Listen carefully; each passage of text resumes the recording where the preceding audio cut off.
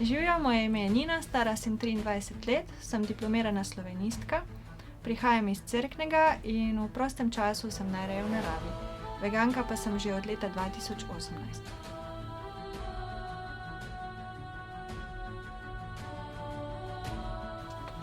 Se pravi, najprej sem slišala za vegetarijance že v osnovni šoli ali pa pol v srednji šoli, ampak so se mi zdeli vedno to neki ne preveč zdravi ljudje, ki se prehranjujejo z ogromno sira in ne, da bi bilo to kakorkoli z etiko povezano, ampak samo, da tisto meso na krožniku zamenja v sir in da je to to. In potem do veganstva je prišlo šele veliko kasneje.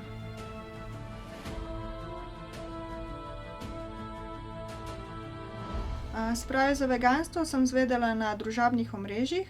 Tam sem zasledila eno objavo iz knjige How Not to Die Michaela Gregerja. In potem sem brala, in ker me je že odprej zelo zanimala nutricionistika in zdrava prehrana v tej smeri. In so se mi ta dejstva, ker sem jih tam slišala oziroma prebrala, so se mi zdela toliko nemogoča, da sem potem šla sama še globlje v to raziskovanje. In potem so se mi hkrati na družabnih omrežjih začeli prikazovati še razni posnetki pa fotografije, ki prikazujejo, kako živalska industrija funkcionira, kako tiste stvari, na katere niti ne pomisliš, da niso v redu, ker so tako v praksi že od vedno. In se mi je nekako potem sestavila cela slika, potem malo zdravstvenega vidika in etika in potem mi je bilo nekako kristalno jasno.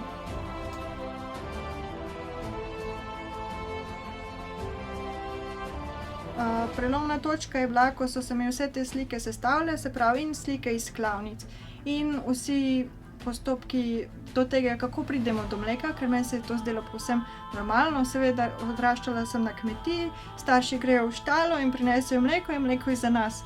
In to, preden sem prišla do te točke, je tudi kar nekaj časa trajalo, da krava ne daje kar samo od sebe mleka in ne bo ni kar samo od sebe breja in potem izvolite ljudje, tukaj je mleko za vas. In potem, ko so se mi vse te slike in zdravje nekako sestavilo v eno celoto, to me je potem pripeljalo do te zadnje točke, da sem se odločila za veganstvo.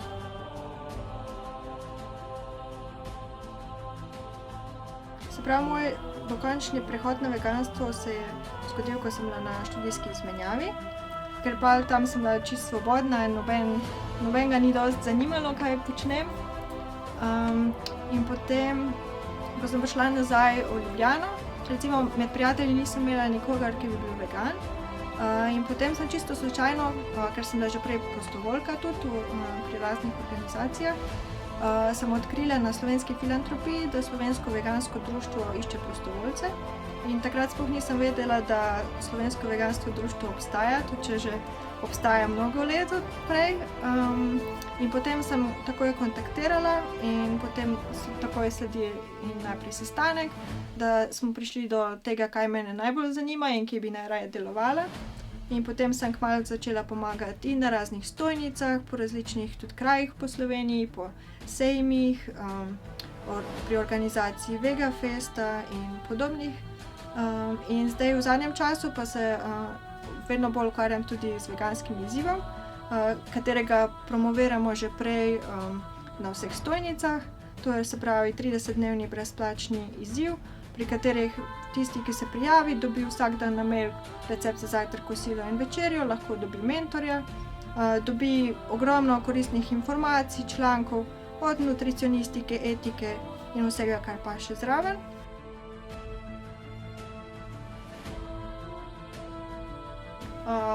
Pot nazaj definitivno ne obstaja, ker ko enkrat vidiš ti meso kot žival in ne kot le neko stvar, ki imaš na krožniku, mislim, da ni možnosti, da bi bila pot nazaj.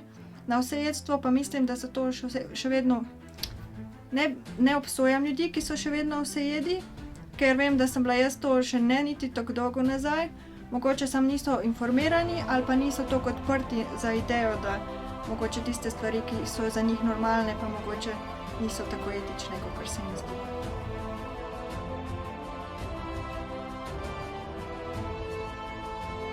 Največ ljudi navdušim s tem, da samo delim informacije, se pravi, sem kakor neke vrste zgled, se pravi, ker se prehranjujem vegansko in kakor se le da zdravo.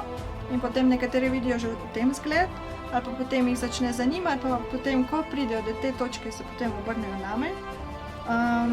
Potem pa hkrati pa še, ne vem, deljenje raznih stvari na Facebooku ali pa na drugih socialnih omrežjih, se mi zdi, da potem tam pa dosežeš res vse in potem nekdo, ko pride do te točke, že ve, na koga se lahko obrne in ga potem mu lažje pokažeš pot naprej.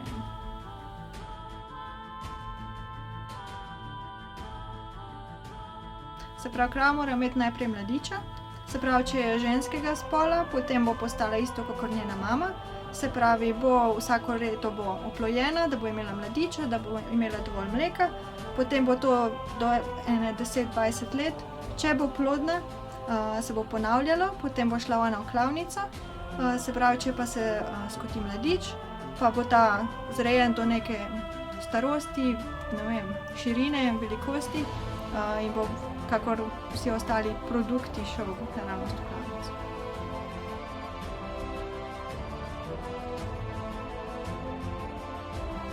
Se pravi, jaz sem ob branju te knjige, sem potem postopoma prehajala na veganstvo. Ni bilo neke konkretne stvari, ki bi jo najbolj pogrešala, kakor večina reče sir pa jajca pa ne vem kaj. Niti nisem se zatekla nadomestkom. Mogoče edina stvar, ki bi bil burek, ker je bila to neka komfort hrana, recimo po žuru enkrat sredi noči, pa potem, da tega nimaš več, ali pa mogoče včasih, ko si že navajen bil vsa mnoga leta, da si hodil v neko restavracijo po neko stvar ali pa nekaj bolj v tej smeri, ampak se mi zdi, da z vidika prehrane nisem imela toliko težav, kakor se na začetku zdi.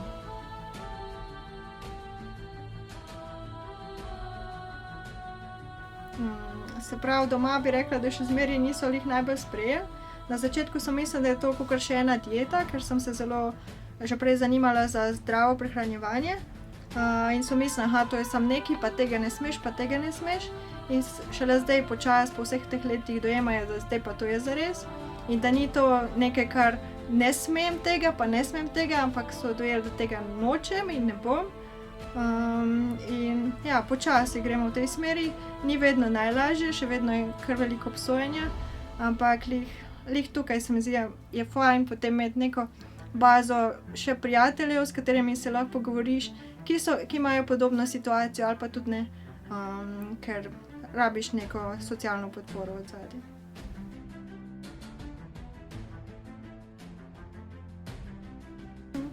Recimo pri prijateljicah ni bilo kakšne opazne razlike.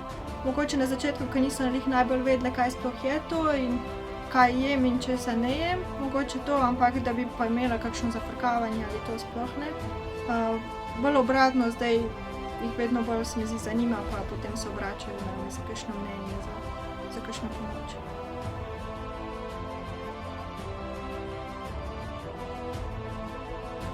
In vsi dogodki, ki smo jih organizirali v društvu, so me potem spodbudili k temu, da sem letos se lotila organizacije, se pravi veganskega tedna v Rožni dolini, ker sem si želela, da bi lahko s prijateljicami šla jaz tudi v glavno menzo v Rožni dolini.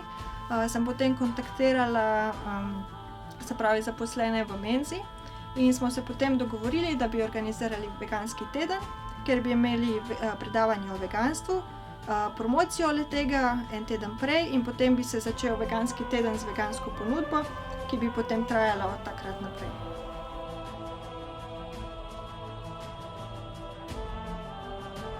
Meni se zdi, da bi mogel biti vsak vegan tudi aktiven, vsak na svoj način, ker meni se zdi, da potrebujemo različne vrste aktivizma, nekaterim bolj, ne vem, paše spletni aktivizem, nekaterim paše biti na ulici, nekateri so super pri kuhanju, nekateri so športniki in se mi zdi, da so vse to različne vrste aktivizma, ki pritegnejo različne ljudi in, ne vem, vsakega dotakne nekaj drugega in zato potrebujemo različne vrste.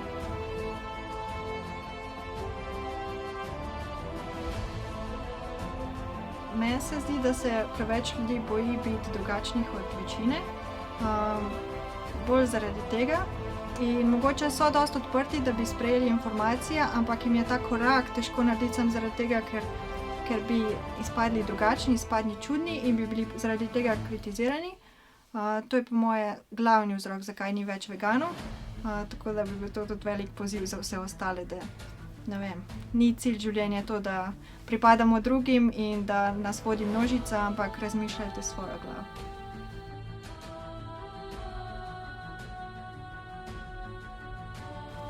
Se pravi, jaz sem odraščala na kmetiji, se pravi, kmetijo sta imela soseda, kjer smo mi redno pomagali.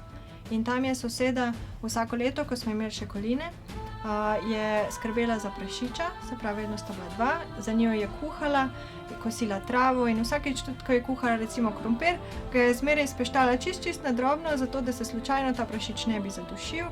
In potem skrbela za njega v hlevu, jih čistila, jima čistila hlev in tako dalje.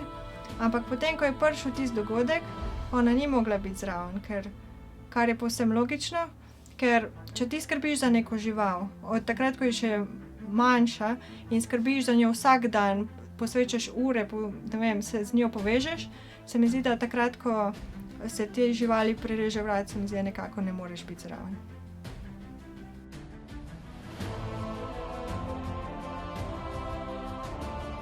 Moje sporočilo za gledalce bi bilo, naj se ne bojijo biti drugačni in drugačni od okolice, razmišljati drugače, ker to, če jih okolica nekako obsoja, je to še vseeno njihov problem in če veš v srcu, da delaš pravilno, potem nekako ni skrbi zate.